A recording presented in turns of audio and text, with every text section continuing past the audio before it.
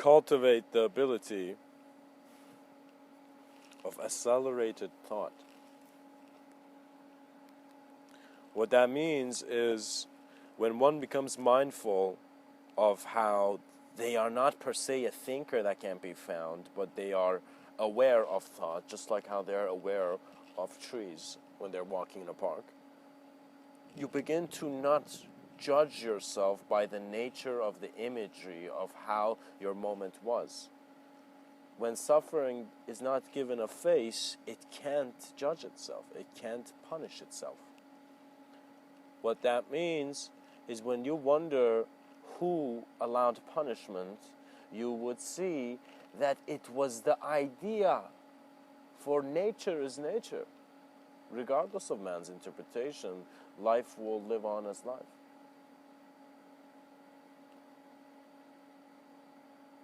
The trio had always led to one. One for all and one for all, it seems.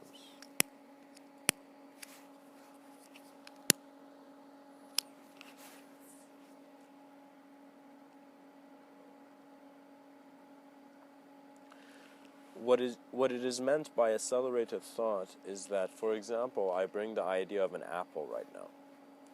And now let's say we think that this could be Eve's apple, this could be Newton's apple. And now we're seeing Newton standing on one side of this apple and Eve standing on the other side of this apple, and we're aware of this apple.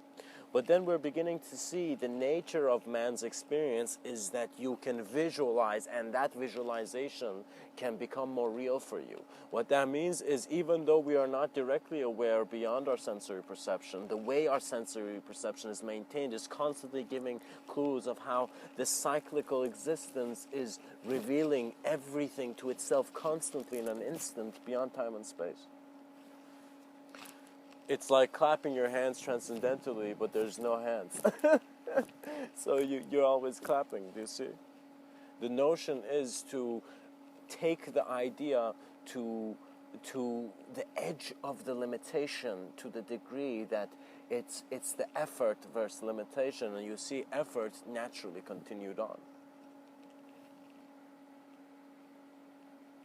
The subtlety in how you communicate is very important because you don't understand the command that it's being. Your sincerity and how honest you feel is more important, not to perhaps the community, but to you. Because if you don't realize the requirement of being a clarity that is graceful, you're not seeing that we must, just like how we are trying to save the nature of this world, we must also save the nature of the human experience. We must cultivate it. Kindness is required to keep mankind alive.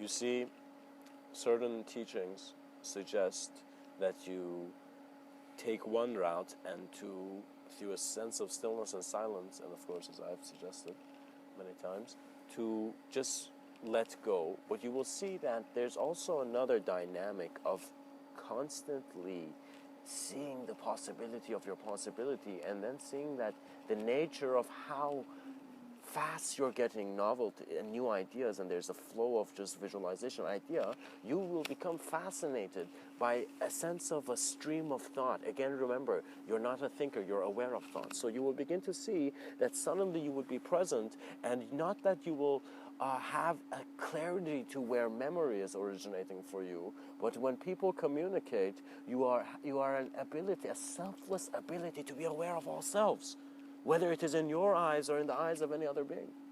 And it is a very graceful sense of knowing that we thought man was in a world. No, the world was in man.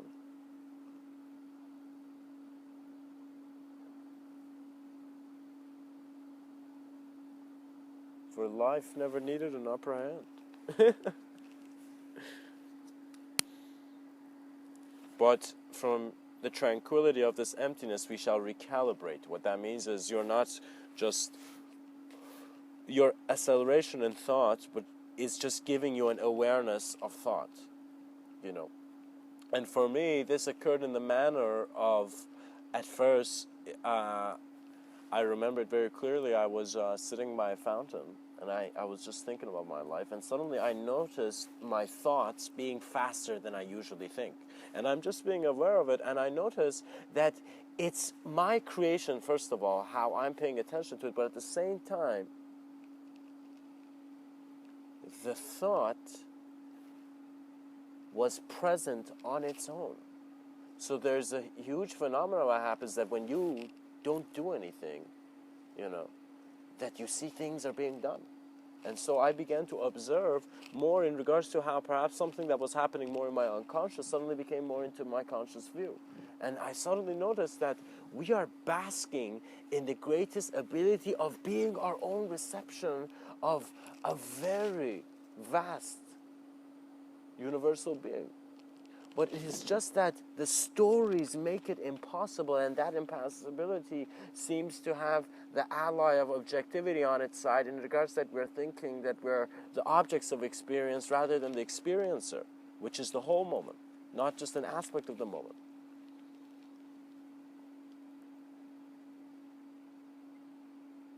What that means is just like how man has survived, he will begin to see he wants to survive within all projections. So any idea that has come to you, a part of you is aware to see that possibility. So you must also see that as something is becoming more real based on your attention going on it, you must also cultivate sincerely what is real to you in an environment where there is perhaps a solitude that is its own filter. So you're just going in nature in a park somewhere, and you're just sitting down, and for a second your breathing comes into conscious view, and it's as if, wow, who knew breath could align the physicality of the being, just the body, in an instant. It could get rid of any tension. And so when the doors are not shut too hard and mindfulness is discovered innately within,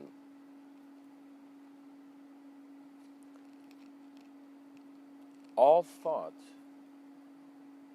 is present in awareness that is your untouchable and transcendental experience of this plane of existence.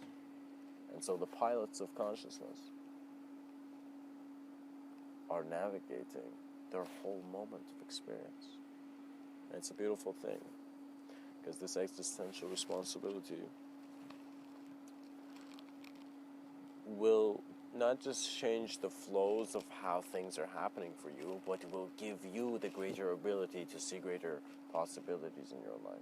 And you will see, by simply seeing the greater option, a part of you is extended and reached to the intelligence of that inspiration.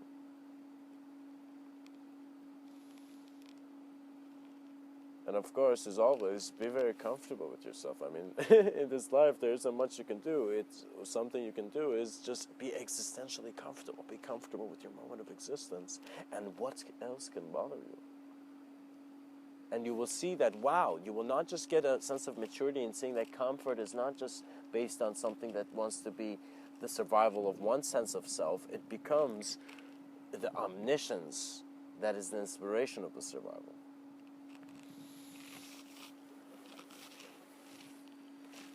For at the end of all ends, there's always a new beginning. Much blessings and namaste.